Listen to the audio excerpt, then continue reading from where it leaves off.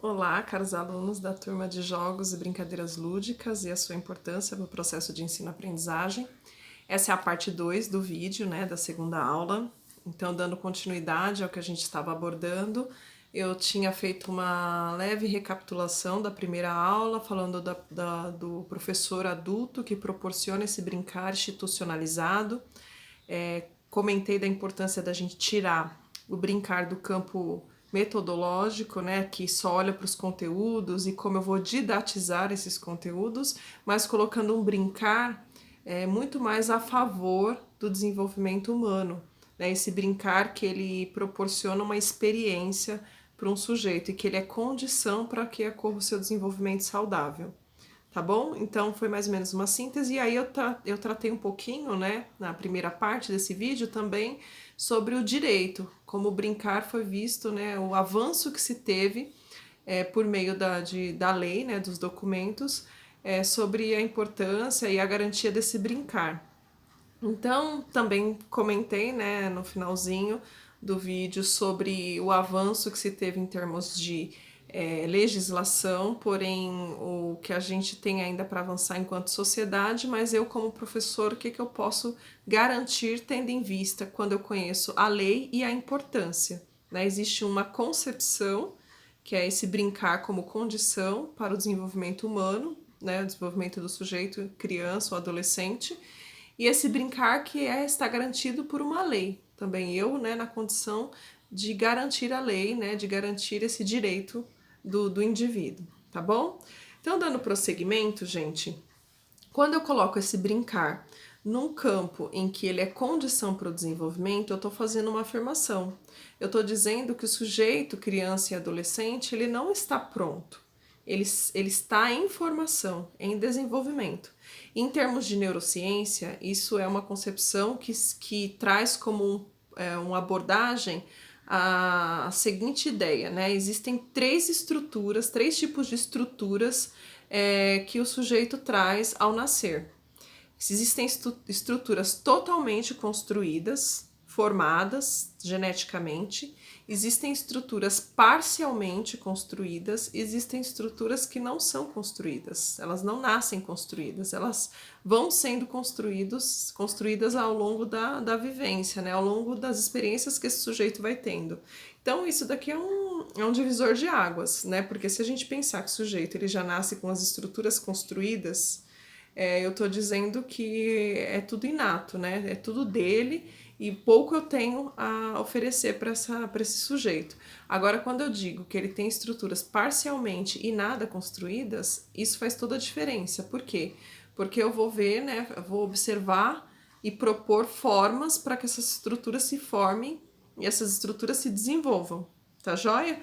Então, essa é uma grande contribuição da neurociência que traz essa abordagem, que existem essas estruturas, então, que não são nada construídas, elas nascem desconstruídas. A neurociência, basicamente, existem vários campos em que ela atua, mas dos campos que é importante um dos campos, que é bastante importante para a gente como professor, é o campo da neurociência cognitiva, que vai olhar para os aspectos da aprendizagem do sujeito, tanto no campo da memória quanto no campo da inteligência. Então, essa área em si da neurociência, a neurociência cognitiva, ela é extremamente importante para a gente. E aí ela vai trazendo algumas abordagens, algumas questões que fazem para a gente toda a diferença quando a gente está propondo. Uma das afirmações das investigações que a neurociência faz e traz como contribuição é o fato dela dizer que as estruturas que não são construídas, não nascem construídas, elas precisam de diferentes tipos de experiências para que elas se constituam. Então, aqui a gente precisa o quê? Oferecer situações reais para que as crianças, no caso, o nosso foco aqui que a gente está falando de nascimento, da primeira fase da vida. Então, é fundamental que a gente oferte situações em que essas estruturas vão se constituindo, elas vão se formando. Tá joia? E isso ocorre por meio de experiência e, mais especificamente, se eu puder trocar a palavra experiência por brincadeira, pelo brincar que se dá de diferentes formas, O brincar mais primitivo do sujeito é um brincar exploratório, ele vai explorando por meio dos sentidos os objetos, né, os acontecimentos ao seu redor, ele vai tendo uma interação por meio dos seus sentidos, e por isso daí a questão da educação sensorial, que a Elvira Souza Lima fala sobre isso, né, quem quiser se aprofundar, estudar, ler livros sobre ela diz da educação sensorial, a importância da educação sensorial. Por quê? Por meio dos sentidos o sujeito vai vivenciando e experimentando o mundo, tá bom? Então, e a brincadeira é a estratégia aqui importantíssima. Por quê? Porque ela traz situações reais em que a criança vai vivenciar diferentes, né, questões para que ocorra, né, esse desenvolvimento. É uma coisa, algo que é um ganho, né, que ela vai tendo a partir do momento que ela vai vivenciando essas situações por meio do brincar. Então, a gente tem, né, no cérebro, a gente nasce com trocentas sinapses aí. A gente tem várias sinapses que são conexões neurológicas, né, entre os neurônios. Eles vão se conectando por meio de sinapses e o indivíduo, ao nascer, ele tem muitas sinapses já, né? Já acontecem muitas sinapses. E só uma curiosidade, no primeiro ano de vida, as sinapses dobram. Ou seja, ele nasce com o número X de sinapses no cérebro, né, com possibilidades X de sinapses, e logo no primeiro ano de vida isso já dobra de quantidade, né, de sinapses. Então o que isso prova? Que essas estruturas que não são construídas ou parcialmente construídas, elas estão ali, ó, em atividade. Aquilo vai acontecendo de uma forma muito intensa, principalmente no primeiro ano de vida. Então, as experiências que as crianças têm, ela vai trazendo um impacto no que se chama arquitetura do cérebro. O que é essa arquitetura? Vamos pensar numa analogia aqui, né? Uma pedra de mármore, brusca, né? Toda bruta. A gente vai tendo um processo de lapidação para dar forma nessa estrutura. Essa forma, ela vai se dando, essa poda, essa lapidação, ela vai se dando por meio das experiências, das sinapses que vão ocorrendo ali. Quanto mais essas sinapses são, né, esses processos são ativos, essas estruturas se fortalecem. E as estruturas que elas são pouco ou nada estimuladas, elas tendem a desaparecer.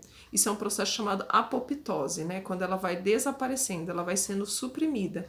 Olha aí a importância, né? Se eu tenho lá, geneticamente, uma potência para a linguagem, vamos pensar assim, né? Eu tenho lá, geneticamente, uma potência, né, na parte da formação do meu cérebro na área da linguagem.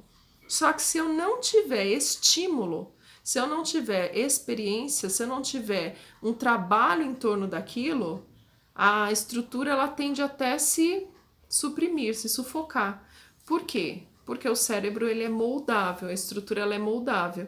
Então eu posso ter ali geneticamente uma facilidade, mas se aquilo não for trabalhado, aquilo se suprime. Então, por meio das experiências que as crianças vão tendo, eu vou fazendo, vai contribuindo nessa arquitetura do cérebro. Então, traduzindo para o nosso curso, por meio da brincadeira, né, das situações do brincar, vai acontecendo esse processo de lapidação, né? Esse processo de arquitetura do cérebro.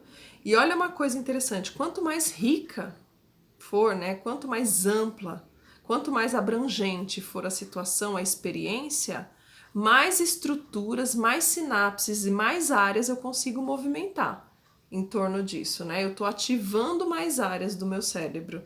Então, a brincadeira em si, ela já por si só, ela já proporciona, né, uma grande atividade cerebral.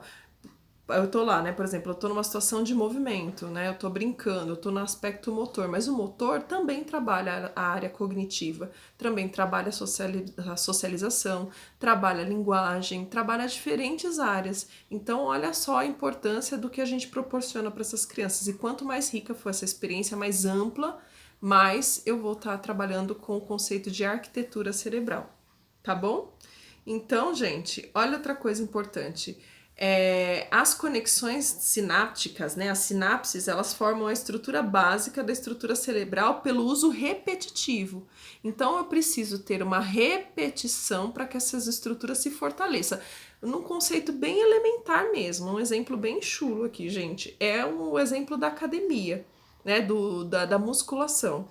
Quando eu tô lá fazendo treino repetitivo, eu tô o quê? Proporcionando o fortalecimento, né? Que aquela estrutura muscular se consolide, se fortaleça. É uma ideia que a gente tem aqui. Quanto mais eu tenho, né, a repetição daquela experiência, daquela sinapse, né, digamos, daquele estímulo cerebral, mais essa estrutura vai se fortalecer. Então, as experiências elas vão determinar quais estruturas são mais fortes por meio daquelas que são mais utilizadas. E as que são menos ou subutilizadas, elas tendem a se enfraquecer ou a desaparecer por meio do processo de apoptose. Então, quanto mais ampla a experiência do brincar, quanto mais abrangente, e quanto mais também eu oportunizo para a criança poder repetir aquela experiência, então eu vou dar de novo o mesmo material, de novo a mesma brincadeira, de novo o mesmo jogo, porque essa estrutura ela tende a se sofisticar. O aprofundamento dessa experiência ele tende a um processo de fortalecimento da estrutura, ou de sofisticação, que é uma palavra também bem interessante para ilustrar esse processo. Então, gente, olha só, então o que seria o processo de aprendizado? Aprendizado é modificação do cérebro após uma experiência. Então, eu tenho uma experiência, o cérebro se modifica, isso traz aprendizagem. Então, é um processo de modificação. Então, a cada nova experiência, o cérebro ele vai buscar uma referência naquela estrutura que ele já tem, que já está lá construída, e se modifica dependendo do uso. Então, olha que interessante, gente, que a gente precisa ter esse olhar, né, para esse processo de modificação das estruturas, tá bom? Então, o cérebro ele nasce com um determinado número de sinapses e após o primeiro ano de vida isso vai dobrando. As sinapses, então, são a matéria-prima do cérebro, né? Então, é onde o cérebro vai se moldando, se constituindo. Então, gente, esse processo de moldagem do cérebro se chama plasticidade cerebral. Então, a plasticidade é o que traz esse conceito, né, de cérebro moldável, tá joia? Então, quanto mais conexões esse cérebro vai fazendo, mais diferente ele vai se tornando. Então, aprender é modificar o cérebro, brincar é modificar o cérebro, tá joia, gente? Então, eu queria deixar aqui para vocês, também é importante dizer da questão da janela de oportunidade. Existem momentos ou períodos em que essa plasticidade ela é muito ampla, ela é mais